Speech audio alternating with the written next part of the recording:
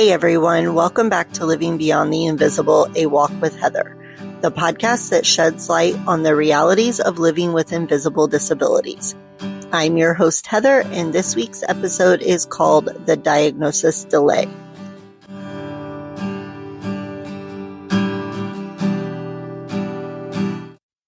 Today's episode is going to dive into one of the most frustrating, emotionally draining parts of our health journeys, the diagnosis delay.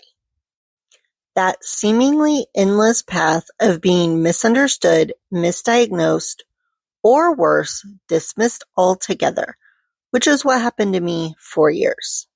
I want to start with a personal story.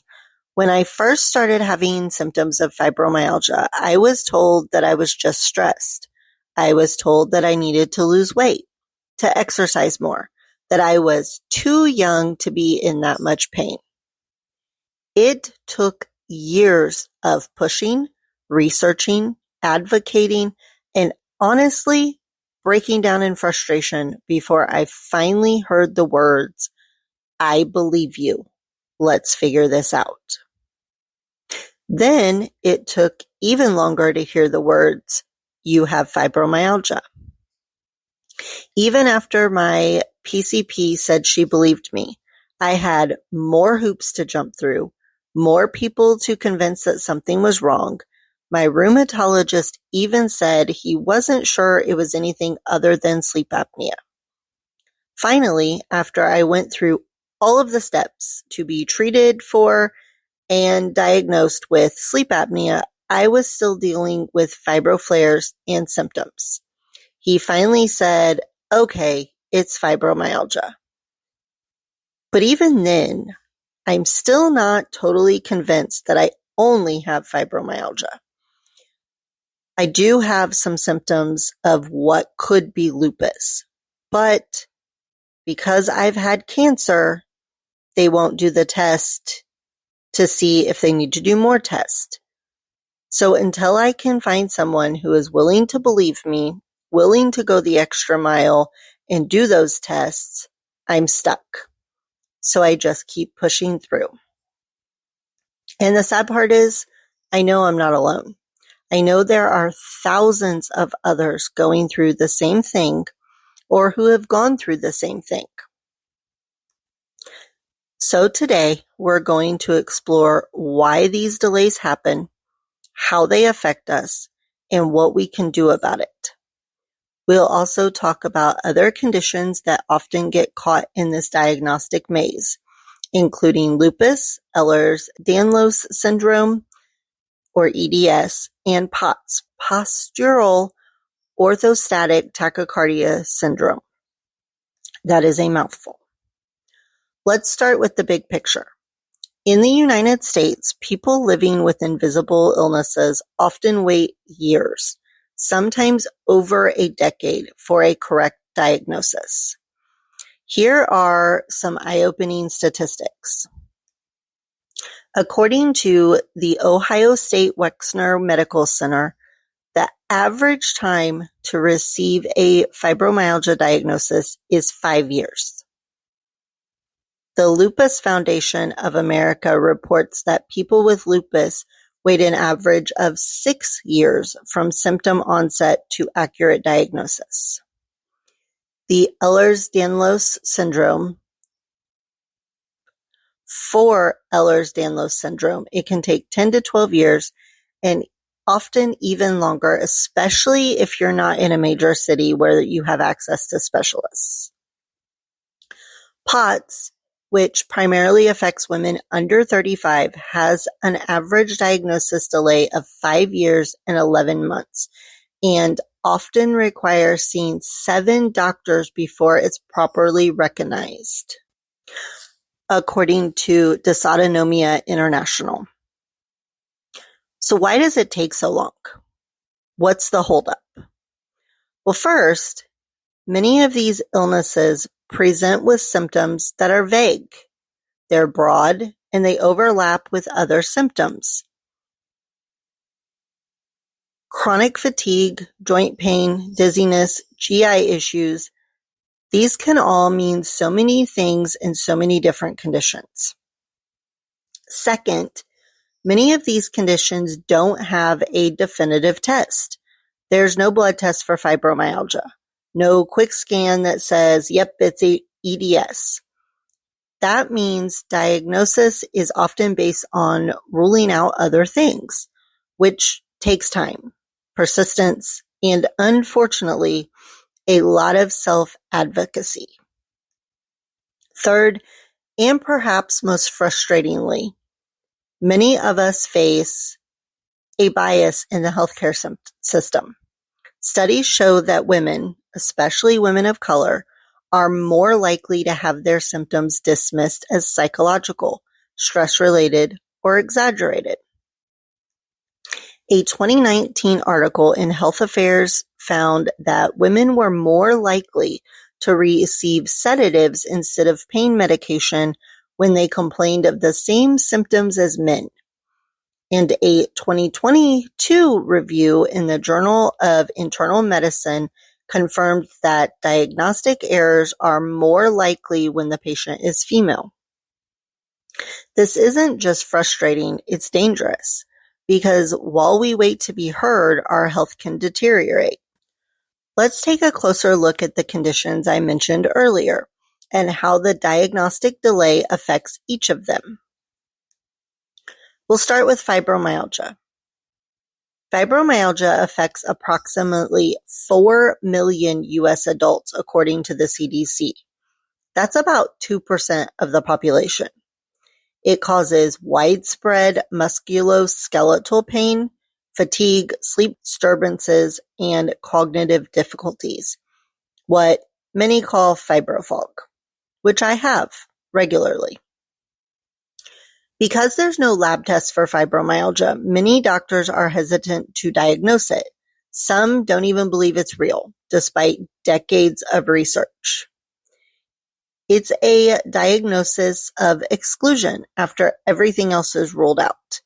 That means test after test, referral after referral, and all the while you're living in pain with no answers.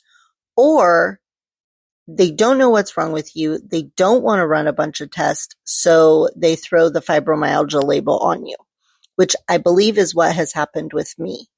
But it's something that I'll just have to keep advocating for. Then we have lupus.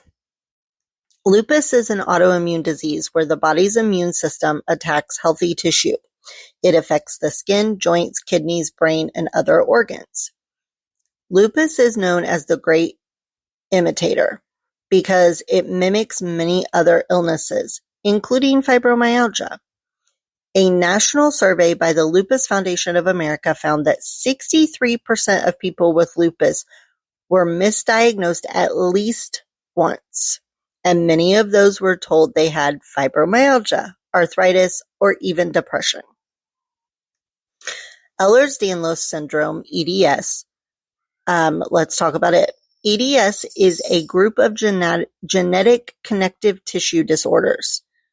The hypermobile type, HEDS, is the most common and hardest to diagnose. Symptoms include hypermobile joints, chronic pain, frequent joint dislocations, and fragile skin. A study by Ehlers-Danlos Society found that most patients wait over a decade for a proper diagnosis, and many see more than 10 different doctors during that time. Why? Because EDS is rarely taught in medical school. Many physicians have never heard of it or don't know what to look for. Then we have POTS. POTS is a form of dysautonomia, a disorder of the autonomic nervous system. People with POTS experience a significant increase in heart rate upon standing, along with fatigue, lightheadedness, brain fog, and gastrointestinal symptoms. Despite the prevalence, estimated at 1 to 3 million Americans, it is still widely underdiagnosed. Patients are often told their symptoms are anxiety-related, and nearly 80% of POTS patients are women, making it even more likely to be misinterpreted as psychological. Let's talk about what all of this does to us, not just physically, but emotionally.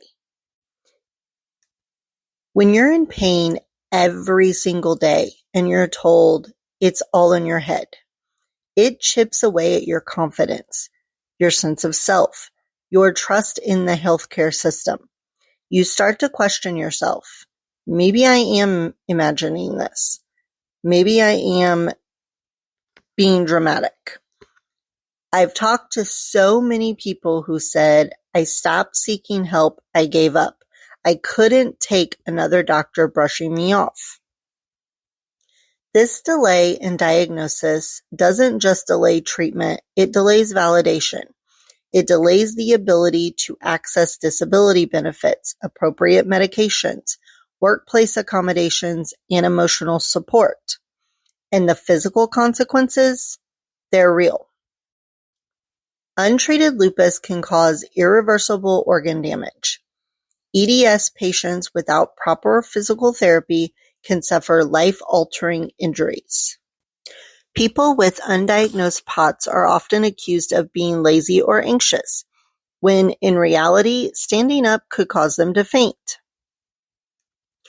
The mental toll is just as heavy. Rates of depression and anxiety are significantly higher in people with chronic illnesses, especially those with delayed diagnosis. We're not just fighting for care, we're fighting to be believed. So, how do we navigate a system that wasn't built for us? First off, we need to become our own best advocates. And guys, I know from experience that's exhausting, but it's also empowering too. Number one, you're going to document everything. Keep a symptom journal. Track pain levels, fatigue, triggers, flares.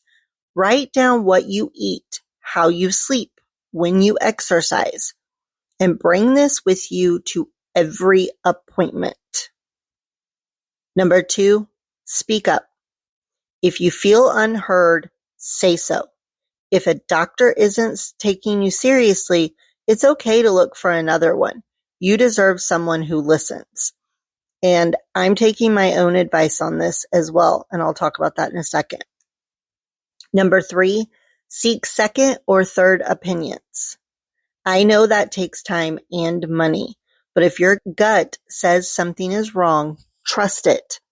I will be seeking a second opinion via a different rheumatologist here soon. I've got some other health issues that I'm trying to figure out first, and then I will be talking to someone else about it because I don't feel heard by my current rheumatologist. Number four, connect with others. There are incredible communities out there.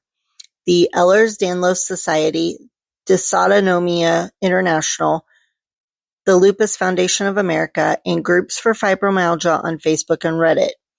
There is strength in knowing you're not alone. If you're in the thick of the diagnostic journey right now, I see you. I've been there. I'm still there. You are not imagining things. You are not overreacting. You are worthy of care, respect, and answers. And if you've made it through that journey, if you've finally heard those validating words, please reach back and encourage someone who's still waiting.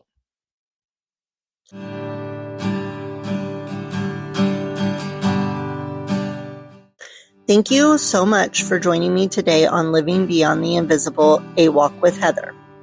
If you'd like to connect or learn more about the podcast, you can find me on Facebook and Instagram at Living Beyond the Invisible, A Walk with Heather. I'll have those linked along with resources and references from today's episode in the show notes. I'm Heather, and until next time, take care of yourself and always remember some of the bravest battles we fight are the ones no one else can see.